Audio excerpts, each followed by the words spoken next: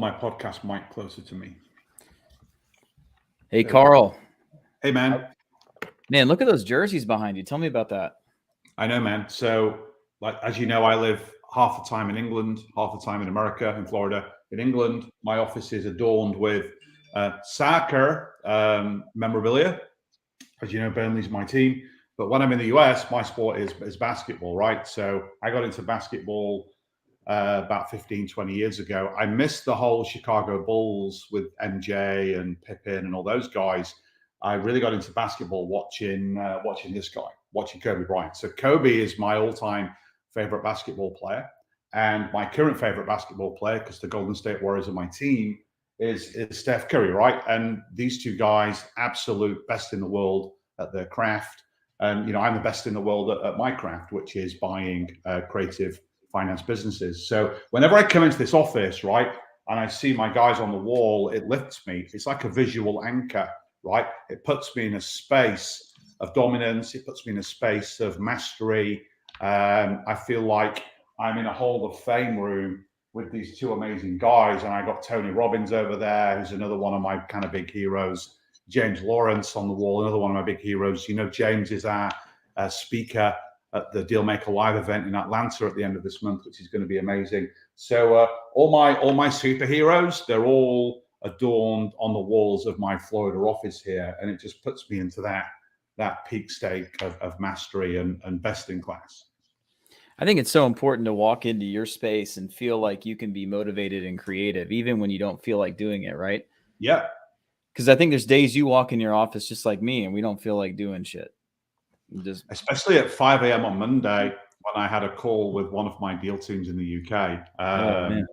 That was pretty tough. But hey, I came in, I sat down, I turned the lights on, I saw my guys on the wall, and boom, it's a visual anchor. It's like something that it kind of triggers your brain and your whole physiology into like a peak state, right? And when you're in a peak state and your energy is flowing, you take massive action, and then you get big results.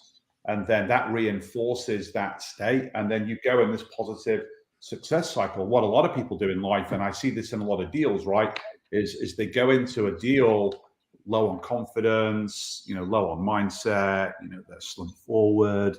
They don't think they can do it. And then guess what? When you're in a negative state, how much action are you going to take? Not a lot, right? So you take very little action, then you get really bad results. That reinforces that negative belief, that limiting belief that you have. So then you do even worse, and then you go into a negative cycle. So everything in life, Chris, you and I both know this, you grow or you die, right? So unless you're going on a positive upward trajectory, the only other way is to go down, right? And starting off with your state and being in that positive kind of frame of mind is the perfect start to any day. And I do it all the time. Yeah, I woke up today at 6, my alarm went off, and I had to make a choice whether I'm going to hit snooze several times and wake up at 7, or get up, go to the gym, be back in time to get ready for this and see my kids off to school. And I had to look down and look at my stomach and say, this is not the way I want this to look. And that had to be the motivation for me to get up and do this, so I get it every day. I sit down, I look at a mountain of work, and I look at, it's even just a mountain of work to delegate off to my assistant. I'm like, man, there's so much stuff.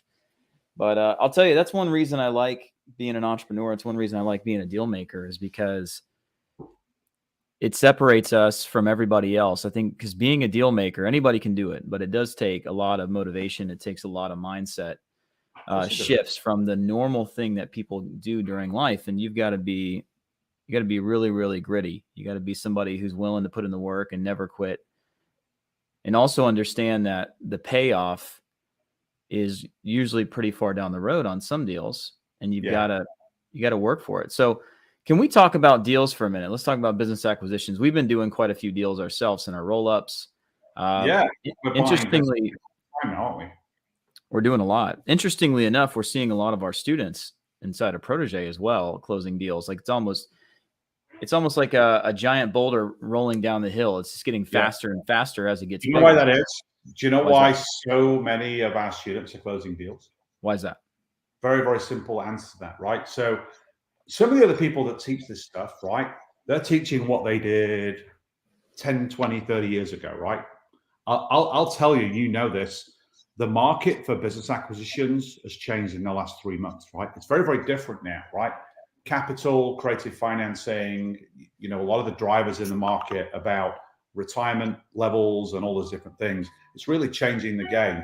The fact that you and I are in the market constantly, and you and I are spending 80% of our time closing deals and growing businesses, we're able to feed that insight directly back into our community, right? So they're seeing us in real time go out and execute, and we're showing and sharing a lot of that information.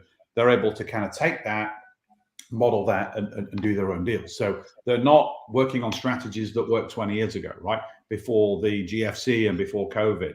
They're working on strategies that are working like today, because it's on deals, that we're doing. Like, look at the deals you and I are doing in the e-com space for health and beauty.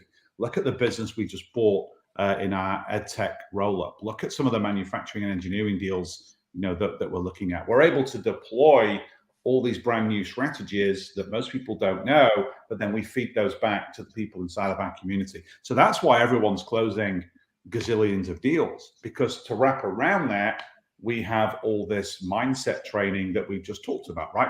We can get our people into that peak state, so they'll take the massive action and they will execute, right? Because some of the people that come into programs like this, some of them, not all of them, this is just a very expensive Netflix subscription. It's entertainment, right? We're not in the entertainment business, right? We're in the deals business. This business is all about execution, pulling the trigger and doing the work. And we all know what the 3 things are that you got to do, right? You got to originate deals, you've got to meet sellers, and you got to make offers. That's it, right? If you do that consistently, time after time, every single day, it's biologically impossible for you not to close a deal, right? You've just got to do the work. You've just got to be consistent. You mentioned going to the gym, right? If you want to build muscle, you go to the gym 3 or 4 times a week and you do your sets, your reps, and then you put the proper fuel into your body. You do that consistently, right? It's biologically impossible not to build muscle. It's just a fact. Deal making is the same, right? Our reps and sets originate deals, meet sellers, make offers. You do that consistently, can't fail. So let's talk about those 3 things. I mean, there is a game of inches there. Like, you can't just go out and originate any kind of deal you want to, right? So let's talk about what type of deals should people be originating.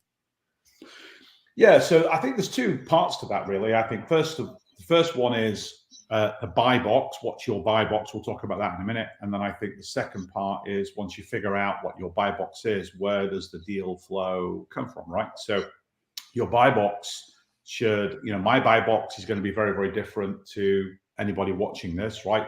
Hello, by the way.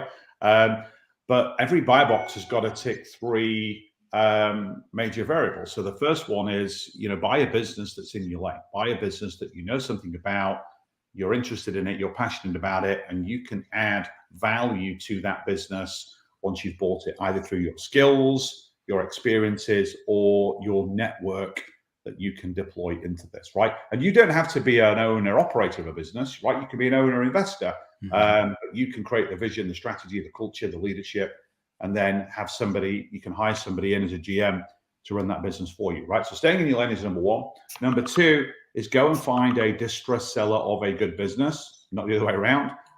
Find somebody that's got a business that's profitable, it's doing extremely well, but for whatever reason they want to retire. Could be they're old, they want to retire, they're a boomer, could be sickness, death, it could be other people in their life, could be divorce, it could be burnout, frustration, boredom, run out of ideas, whatever, right? So understanding seller motivation is really, really important. And then the third part is go buy a business that's got cash flow, right? The more cash flow a business has, actually the easier it is to buy it, because the easier it is to finance it. And we tend to stick into kind of the $1 to $10 million revenue space. We can talk about that later as well if you want. But buy a business in your lane from a motivated seller that's got cash flow. You're absolutely golden. And then when it comes to finding those deals, right, there's millions of businesses for sale right now. But the funny thing is 80% of them are not on broker sites, right? The biggest mistake most people make is they only originate deals from business brokers, right? Mm-hmm. So they go to MLS like Biz Buy Sell or, Businesses for Sale or those guys, or they go to the brokers like Transworld or Website Closers or all these guys, right? And, that's kind of good for practice to look at what's out there, look at the multiples, look at the businesses. But the really amazing deals that you and I have done recently and are still doing, they're off market, right? Anyone can teach you how to do a broker deal, right?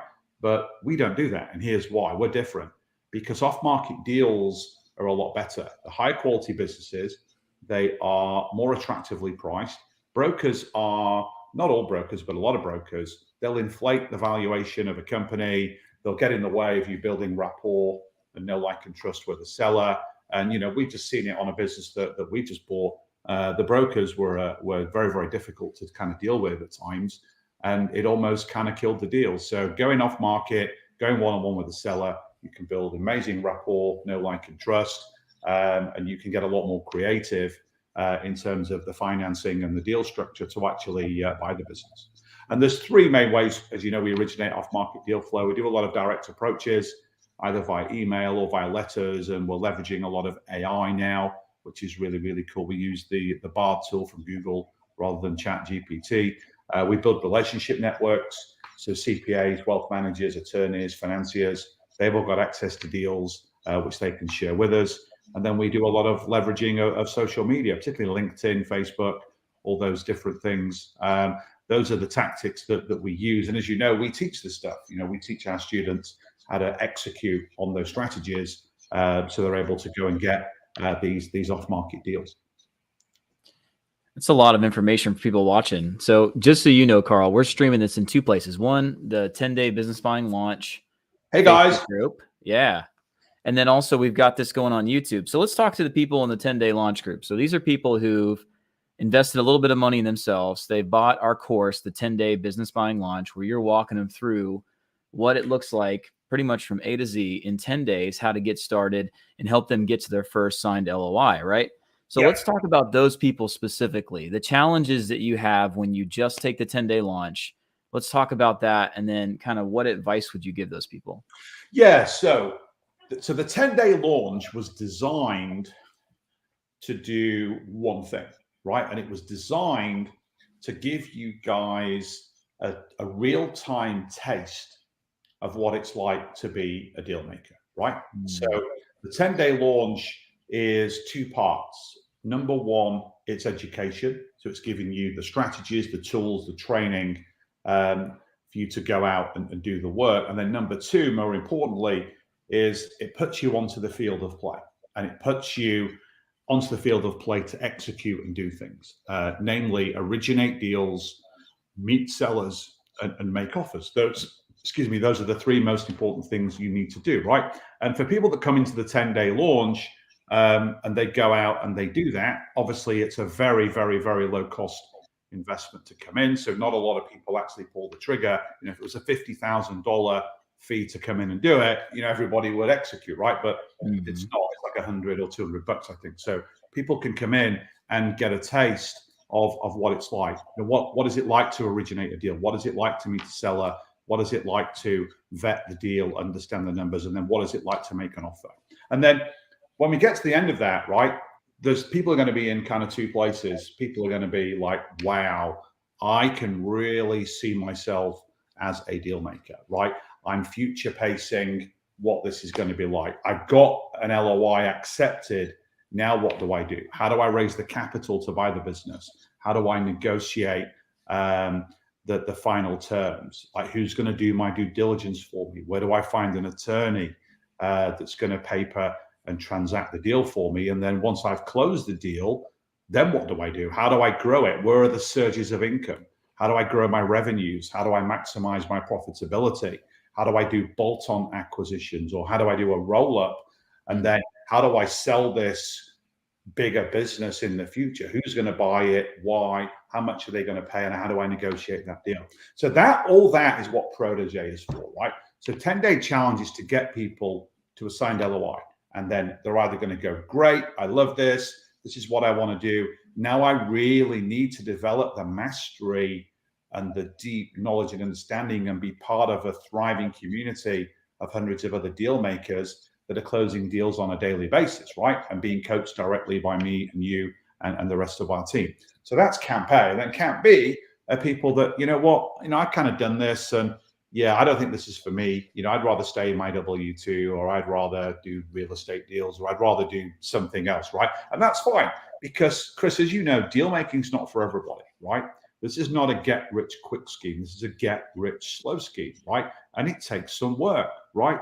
Like, we're making millions and millions of dollars doing deals, right? But we work really, really hard. I'm working harder now across all of my different businesses and all of my different ventures, probably than I ever have. But you know what? It's not a job for me. I love it. It's my mission. It's my mission to change people's lives. It's my mission to exit great retirees who have got great businesses and send them off happy into the next portion of their life.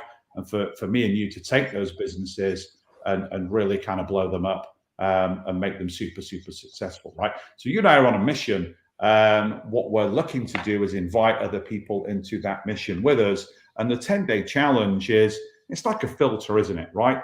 So we're not saying to people, hey, invest a significant sum of money and we'll mentor you for a year, because we know deal making isn't for everybody. So the little 10 days is like the kind of filter for that. And it's like, if you go into Publix. So I was in Publix yesterday, and they got the sushi station in Publix. Yep. So I'm walking past the sushi station, and there's a lady in Publix with a little table, and she's got all these tiny little samples of sushi, right? And they're free, right? So you go in, you look at these samples, and it's designed for you to have a bite, and then you think, wow, that's really, really cool. I'm going to buy a whole boatload of sushi, which is actually what I did, right? So the 10-day challenge is like the sushi appetizer. And then if you like it, you can go in and you can buy all the sushi, that you actually want. So that's what the 10-day challenge, the 10-day launch is all about. But we've had some unbelievable people come through that program, take the 10-day, like Nick, for example, who closed on his first deal literally on Tuesday, and he's closing on his second deal. He only came into Protégé about 2 months ago. He's going to have 2 owned businesses by the end of next week. He came through the 10-day. Same with Mark Cole, right? He came through the 10-day. He's about to close on his first deal, and then he's building a second or third deal. Sorry, second or third deal. He's already closed deals. Oh yeah, but since he came into Protégé, since Protégé, he's already closed deals. I didn't know you were one, but no, that's amazing. Yeah. Hey, can I challenge you on the A and B? I think there's a C. Yeah, go ahead. I think there's another kind of person, because I talk to a lot of our students as well. And there's a lot of people who are very creative, outside the box thinker, and they go through something like the 10-day launch and they say, wow, I want to do this, but I want to do it in my own way. And there's people that end up kind of getting more drawn towards consulting for equity. We have people who are more drawn towards using their real estate investing experience, like wholesaling. And they want to say, I wonder if I could do this with businesses. I wonder if I can wholesale businesses. Or I wonder if I could do gator lending for other people in the group. Or I wonder if I could do what I'm doing in real estate, but do it over here in businesses. And I think there's that third person who wants to exercise their creativity, what's made them successful already as an investor, and put it towards deal making. Can you talk on that? You broke up a little bit, Chris. Then, so you were talking about.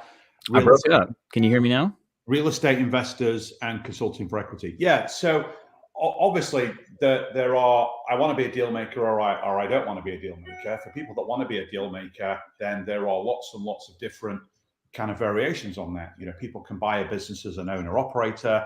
People can buy a business as an owner investor. People can do bolt-on acquisitions if they already own a business. People can do roll-ups where they're buying lots and lots of different businesses within the same niche. People can do consulting for equity. A lot of people are doing that. They're like, hey, I don't want to own like one business. I want to own pieces of 10 companies. I want to build a portfolio. And if you're a consultant, right, and you're going out there, let's say you're a fractional CFO or a marketer or a supply chain expert, or just a really kind of badass operator, or even a salesperson, right? You don't want to own a business because you like doing what you do. You could go and get, rather than charging consulting fees and getting paid per day or per month to work for people, have them give you a piece of their equity, right? Because then you're getting cash flow from the distributions. Plus, when that business grows and then it sells, you're getting a chunk of that exit price as well. So you can make a lot more money as a consultant doing consulting for equity deals versus doing normal deals. And then, you came up with that amazing kind of big idea, gosh, about 18 months ago now, called the investor shift, right? Where, the real estate market was heating up, inventory was coming down, prices were getting sky high, and investors in real estate weren't making the returns either on sub twos, fix or flips, or short, medium, long-term rentals. And they wanted to diversify their investments into other classes like businesses, right? Mm-hmm. And what's amazing about being a real estate investor and being a business acquisitions person is a lot of the protocols are very, very similar, right?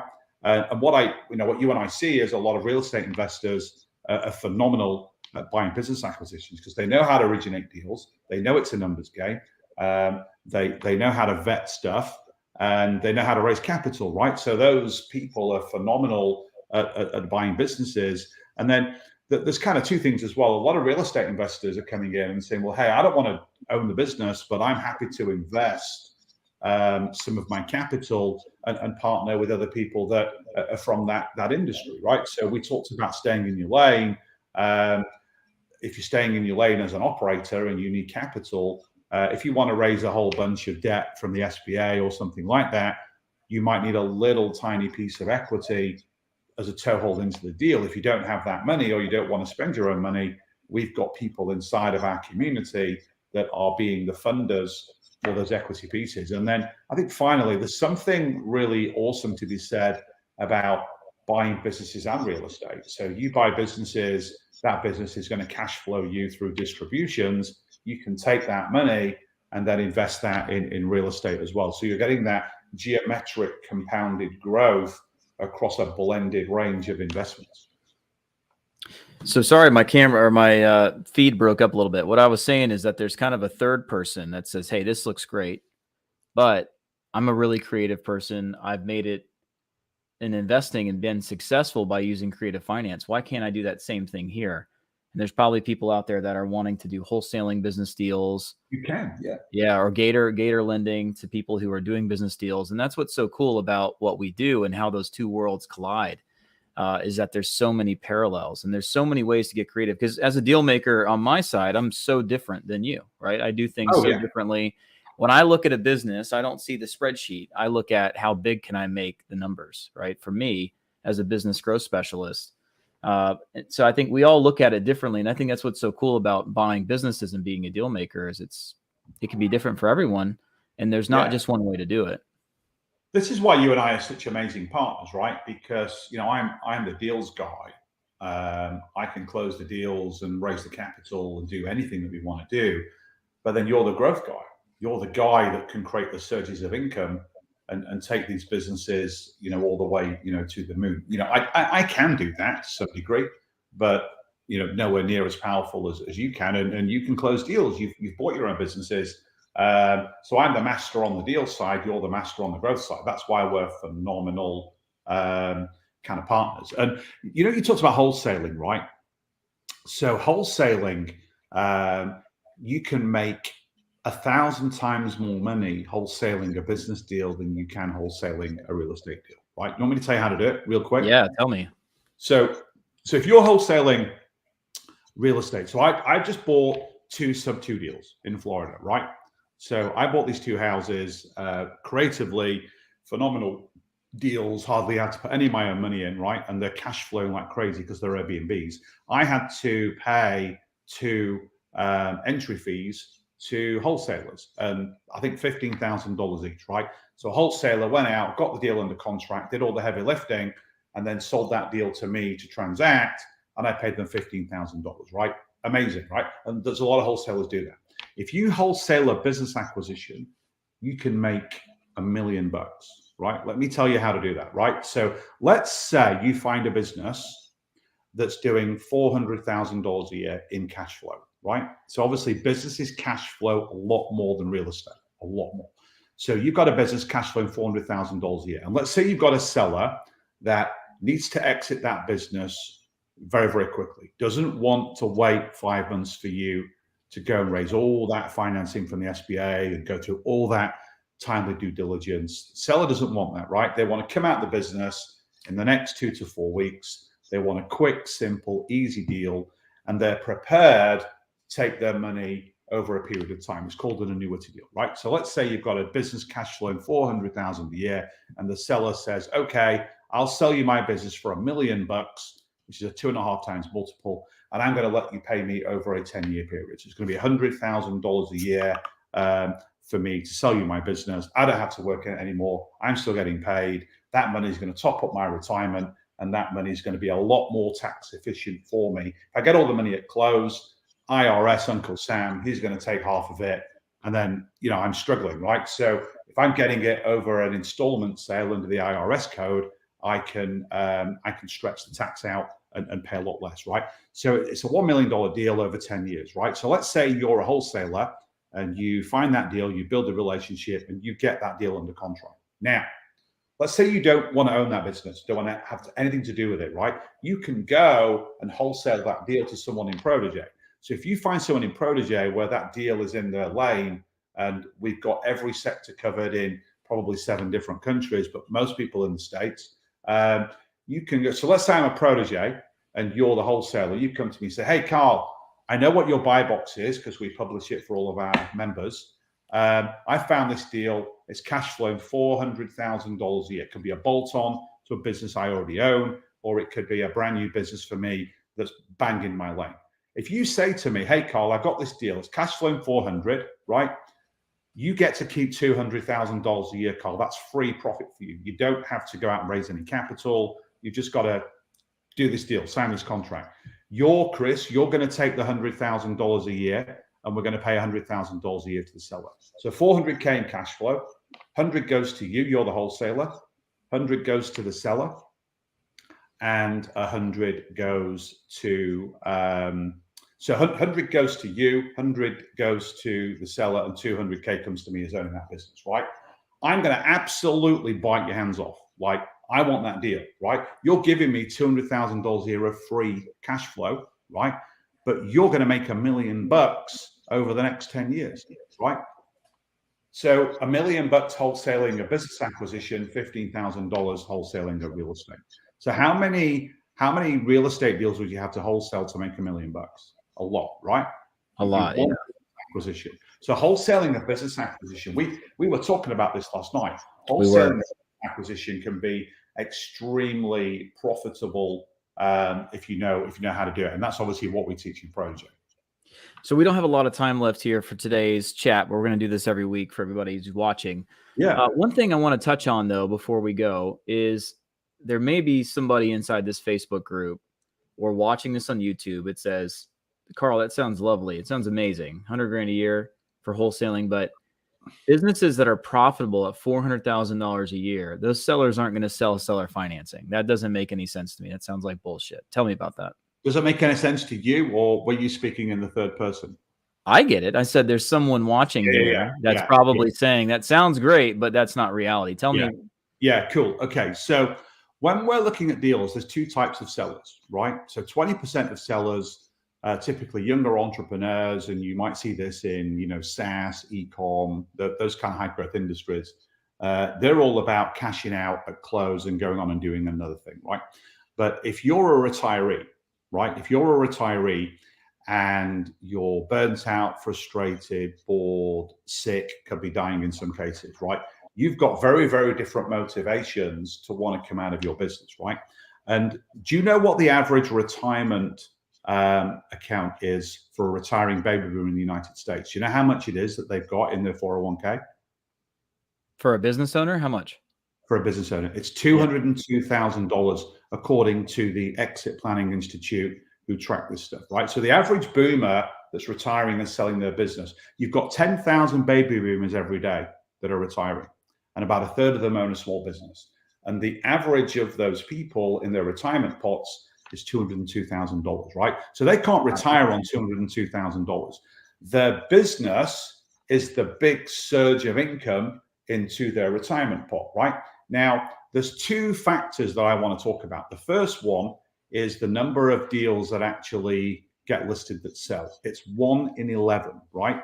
So for every 11 businesses that go to market, only one of them is going to sell within the first 12 months, right? So that's because most buyers don't know how to raise capital, right? They're getting a lot better than that because they're coming into our program and we're teaching them how to do it, right? But most people looking at these deals don't know how to raise money, right? So they can't buy that business. So that's why the business doesn't sell, right? So that's the first thing. So those 10 that are left, you know what the number one exit strategy is of a baby boomer in the United States? What is it? To close the doors and turn off the lights, right? That's the number one exit strategy for a small business owner in the US. They have to close the business down because there's nobody there to buy it and give them all this cash, right? So what we're saying to these business owners is, right, we've got you.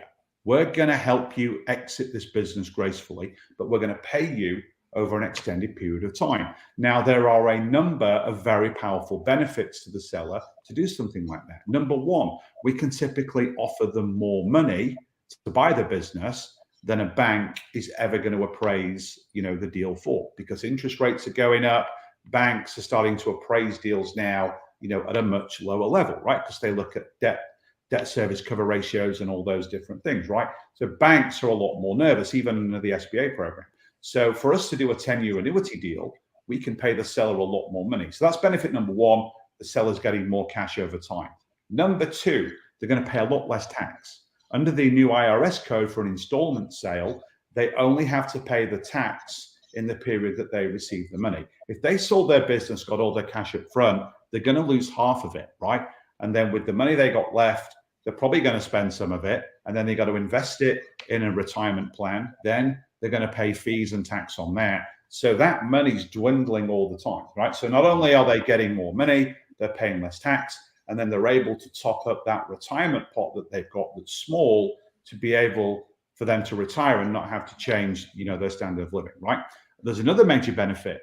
These deals are fast, right? I've done an annuity deal in 3 hours, right? From start to finish. But normally you can take about 2 weeks, to get it done. That's really, really, really quick to close a deal. 2 weeks even is super, super fast. So it's much faster for the seller to get the deal done.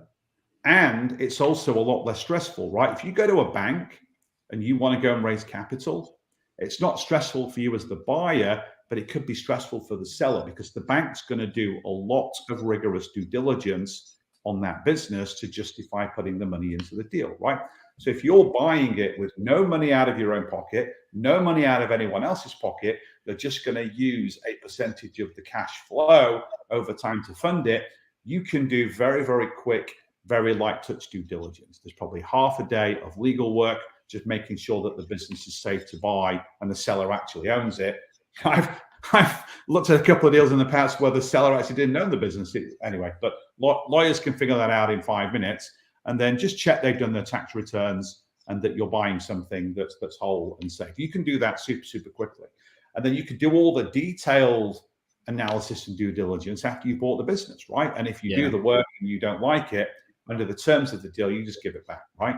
So it's like buying a business, Chris, like you'd lease a cell phone or you'd lease so it's like a rent to own kind of model. Super, super quick, super tax efficient, a lot less stressful for the seller. And literally for the vast majority of people selling their businesses, that's their only option, right? It's that or it's shut the business down. If they shut the business down, they're going to go to the country club or the bar with their buddies and say, "Now to close my business down today. My legacy, my life's work, gone. My employees, my customers, my suppliers, gone. I've worked for 20 years in this company and all of my hard work, my blood, sweat and tears, my family sacrifices, they've all gone up in smoke. My legacy is no more," right? You sell a business on an annuity, right? Somebody else that's a safe pair of hands is taking it on, and then the business thrives and survives into the next generation. Then the person walks into the golf club and says, "Yeah, I sold my business today. I'm done. It's an amazing feeling." They don't have to tell them that they didn't get all the money at closing, that they're getting the money over a period of time. So what does all this mean, right? I'll tell you what all this means. It means that when you're buying small businesses, it's a lot more about psychology than it is about math, right? People think deals are all about numbers. When you're doing a Wall Street deal, and I've done tons of those in my former life, it is a lot more about math, right? When you're doing main street deals, $1 to $10 million acquisitions, 2 to 5 million being the sweet spot, it's a lot about seller psychology, right? And selling the benefits of a deal structure. That is what is really, really important. And that's the whole kind of cornerstone of what we teach in our protege mentorship, right? 100%. So to close this out, a lot of the stuff that we teach in the 10-day business buying launch, there's just so many more things that you need to learn, especially how to go off market really at a higher level, going after these distressed sellers of great businesses with profit who are excited and open to the idea of owner financing and annuity deals. So here's what I'd like to do, Carl, if you're okay with it. Anybody watching this, either on YouTube or on Facebook, please go ahead and comment annuity in the comments, and then we'll make sure we give you a special kind of private annuity deal training that Carl's put together, so you can dive deeper into that. But I would invite you also. We want to give that. We want to give the secret sauce away, Chris. Is that what you're saying? I'm going to do it. I'm going to do it. Yeah, I think give away the crown jewels. Somebody watching this who's tried and they just keep going to broker sites, it's not the right way to do it. 80% of deals are being closed. Smells like a broker deal. Smells like a broker deal. We're getting t-shirts printed with that. Yeah, we're going to wear them next time we do this, hopefully. But I just want to offer that out. So comment annuity either on YouTube or the Facebook group, and we'll make sure we get you that training. Also, I would invite you, if you want to really go to the next level and you want to be a part of elite deal makers who are closing deals and have access to this community and to all of our coaches, then we'd love to have you in Protege. If you just want to have a conversation about that, comment below Protege, and we can have somebody on our team reach out, probably Patrick, and have a conversation with you about it, just to see if this is going to be a good fit. And we don't let everyone in, just to be. No, we don't. I was about to say that. Right? It's an application process. So just because you want to come into Protege doesn't necessarily mean we're going to accept you. We're going to interview you, right? We have a waiting list for this program, but we are happy to bring in people that are hungry, they're coachable. You're going to be a noble capitalist. You're going to do what you say. You're not going to try and screw people. And we don't want people, Chris, that have got the bitch voice, right? Yeah. We want people. Do you know what your bitch voice is? So you've got two voices in your head, right? You've got your bitch voice and you've got your boss voice. Your bitch voice is the voice that tells you you can't do anything, right? Mm-hmm. And you shouldn't do that. And no, don't do that, right? Your bitch voice is like a filter. Your bitch voice is where we all are in our lives right now, right? So if you look at your life and where you are, and if you're not in your life where you want to be, it's because of your bitch voice, right? So one of the first things we do in Protege is we yank that out like a bad tooth, right? We get rid of that, and we get you believing in yourself and that you can do this, and that all of the skills and the attributes that you need are already inside of you, or we can teach you and execute with you inside of this community, right? And we want to know about you, like, where are you from? What's your background? We want to understand you, because like what Chris and I have built is the finest community in the world for entrepreneurs and deal makers. And we're very, very protective of that. We want to make sure that the very, very best people, are coming into that. So the bar's pretty high, but if you've got what it takes in your mind, get with Patrick, get on the interview call, and we'll if you tick all the boxes, we'll let you in and we'll mentor you. And this is a live video, but a lot of people at Carl are going to see this recorded. So if you're watching this, and this is a recording, still comment below on YouTube or in the Facebook group. Protege, if you want to have a chat. Annuity, if you want us to send you the annuity training, and we'll send it over to you. Even this is 5 months down the road. We're doing this, September 14th, 2023, which is my mom's birthday, by the way. You may want to. I know. I wish her happy birthday on Facebook. Okay, good. But even if you're watching this 5 months later, go ahead and comment. We'll get you the training. It's still going to be available at that time. And we're excited to maybe talk about some other cool stuff next week with you all in the group or on YouTube. So, Carl, any closing thoughts before we end the conversation today? No, I think, just one of the things to kind of leave you with is, when you're buying businesses, right, and this applies to anything in life, any goal that you have in your life, but especially if you want to be a deal maker, which is why you're watching this, right? Think about your what, why, how. So first of all, figure out exactly, we talked about buy box. what type of business do you want to buy? What sector is it in? What location? Typically, how big is it? Get as granular as you can, because there's so many deals out there. You can't just say, hey, I want to buy a business. You've got to get really, really specific, or you'll spend the next 1,000 years looking at deals you originate, because there's so many, right? So get really specific. And then once you've done that, figure out your why, right? Figuring out your why is really, really important. We talked about mindset before. You've got to get some leverage over yourself, right? To put you in that peak state to go through and really, really crush this. And so think about what are the reasons why you want to do this, right? Because you actually don't want to buy a business, really, or own a business. What you want to buy the benefits, the dimensionalized benefits, as my late old friend Clayton Makepeace taught me. What are the dimensionalized benefits of buying a company, right? It's cash flow, it's wealth creation, but even those aren't real benefits. What are you going to do with that, right? Are you going to buy your mum a house? Or are you going to buy your mum a car like Chris did for her last birthday? Are you going to donate to your church or your community, or put your friends' kids through college, or buy your nephew a car like Chris has done? All these amazing things, right? So think about even the money that you make. Think about, what are you going to do with that?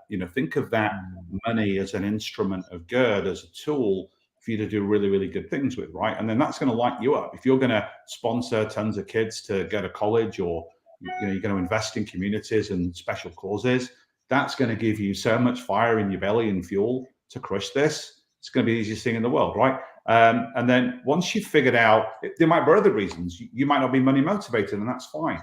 It might be for you to build a legacy. It might be for you to have a really good work-life balance and have a higher amount of freedom. If you want to be an owner investor in a bunch of companies and you have teams that run those businesses for you, then you're going to have a lot of control over what you do on your kind of day-to-day, which can be very, very powerful for some people, right?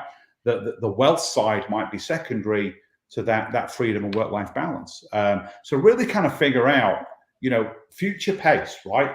Close your eyes if you have to, and imagine you've just bought a company. It's cash flowing $1 million a year. You've got all of this capital. What am I going to do with it, right? Because money's a tool, right? What will that mean for your life, for the life of the other people that are around you? And Chris taught me this final comment. Ask yourself the question, who are you fighting for, right? Who are you fighting for? Make this bigger than just you. Make this a wider goal than just you, right? Because if you create a goal that's only going to impact you, it's not as powerful as you building a goal that's going to impact lots and lots and lots of other people around you, and then tell them about it, right? Because when you tell them about it, you lock in one of the most powerful things in life, and it's called accountability, right? You lock that in, you get accountable, and that's a big part of what we do inside of the protege community. We're holding your feet to the fire. And this is something else I would say. If you don't want to be pushed to close deals, and you don't want to be held accountable by your peers, it's not the program for you, right? If you want to be part of a community where you're held to that higher standard and you're pushed to do the execution and the work on a daily basis, we would love to have you inside of the community, because that community then is going to be your room of zebras. So definitely come into the community if it's going to be the right fit. Awesome. Well, thanks for all the wisdom today. And once again, Common Annuity, if you want to get access to that special annuity training, something that you're not getting inside of the 10-day business buying launch for sure, as well as if you want to chat with somebody about Protege and just go through that application process, then comment Protege. Even if you're watching the recording, no problem, Carl. I'll see you next week on the live again. Yep. And I hope you have a good day. You too, buddy. See you soon. See ya. Bye.